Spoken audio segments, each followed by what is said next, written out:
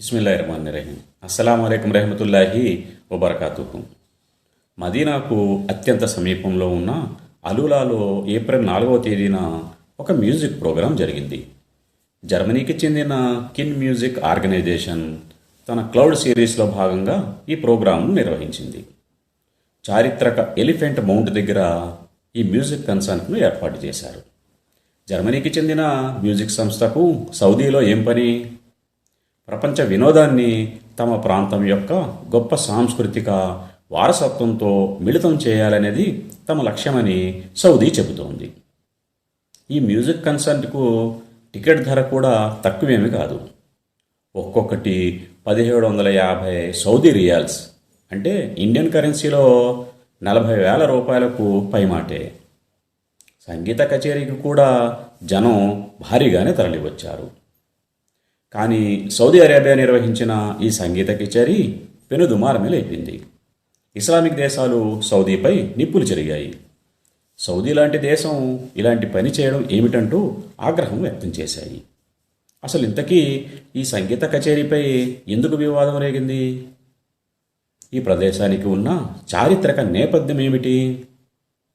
ఆదిజాతి ప్రజల వినాశనం తర్వాత సమూద్ జాతి వైభవోపేత స్థానాన్ని ఆక్రమించుకుంది. అయితే ఈ జాతి ప్రజలు కూడా విగ్రహారాధనకు లోనయ్యారు, సన్మార్గం వీడారు. అణిచివేతలు, దౌర్జన్యాలు వారిలో నిత్య కృత్యమైపోయాయి. దుష్టులు, దుర్మార్గులు రాజకీయ అధికారాన్ని ఆక్రమించుకున్నారు. అప్పుడు అల్లాహ్ వారి వద్దకు సాలిహ్ అలైహిస్సలాంను ప్రవక్తగా పంపాడు.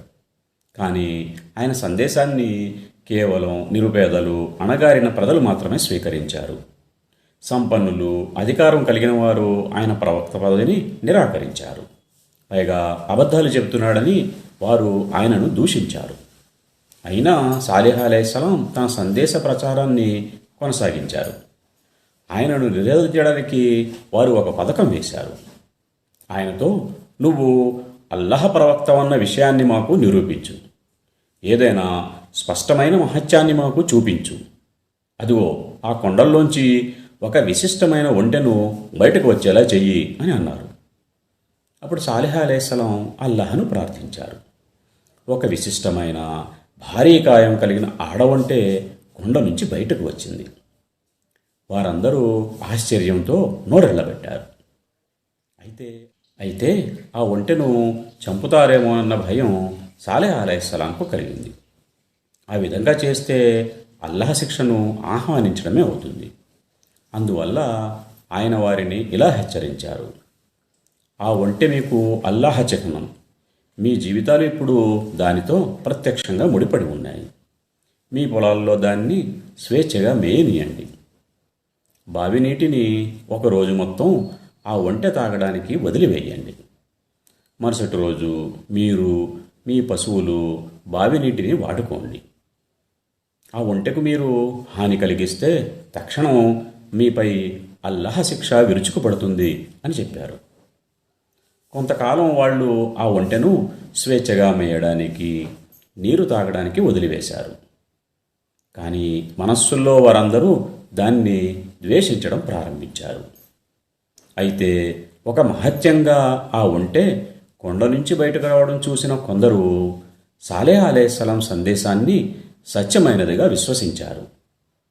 ఇది చూసి పాలక వర్గానికి చెందిన వారు మరింత ఆందోళన చెందారు.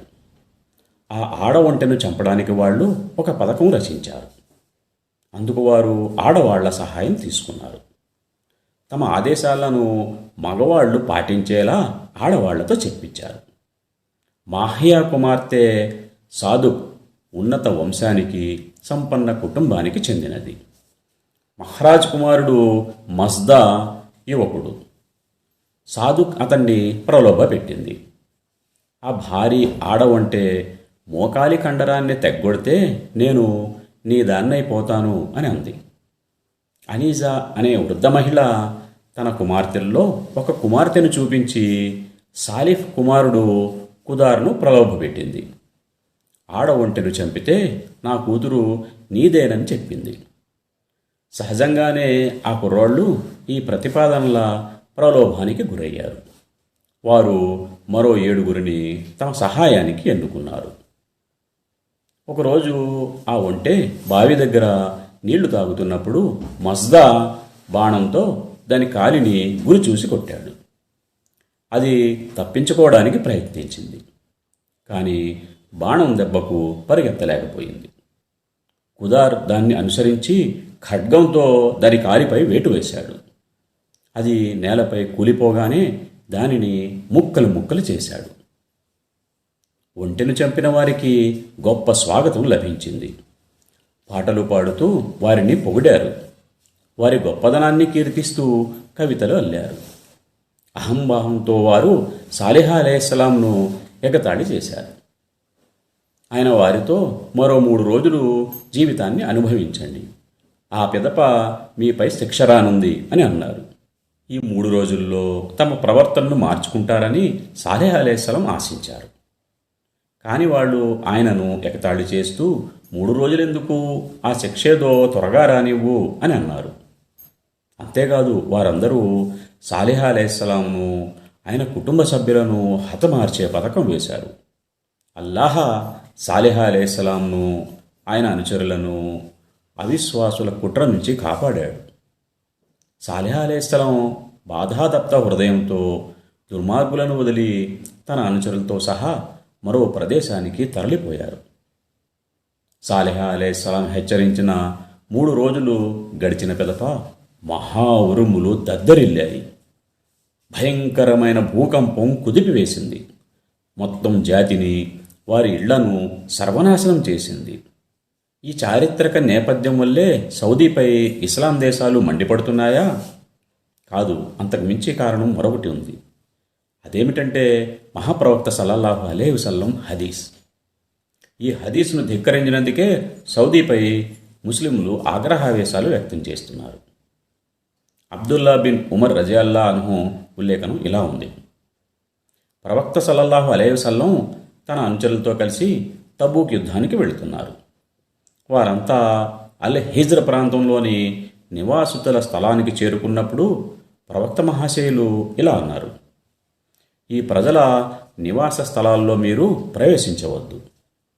ఒకవేళ మీరు ప్రవేశించాల్సి వస్తే కన్నీరు కారుస్తూ ప్రవేశించండి. మీరు కన్నీరు కార్చలేకపోతే ప్రవేశించకండి. లేకపోతే వారికి కలిగిన శిక్ష మీకు కూడా కలుగుతుంది. ఇప్పుడు ఈ సంగీత కచేరీ జరిగింది సరిగ్గా ఈ ప్రాంతంలోనే. ప్రవక్త మహాశయులు వద్దని వారించిన ప్రాంతంలో గానా బజానాలు నిర్వహించడం ఇప్పుడు అగ్గిరాజేసింది. సౌదీ నిర్వాకంపై పలు ఇస్లామిక్ దేశాలు నిప్పులు చెరుగుతున్నాయి.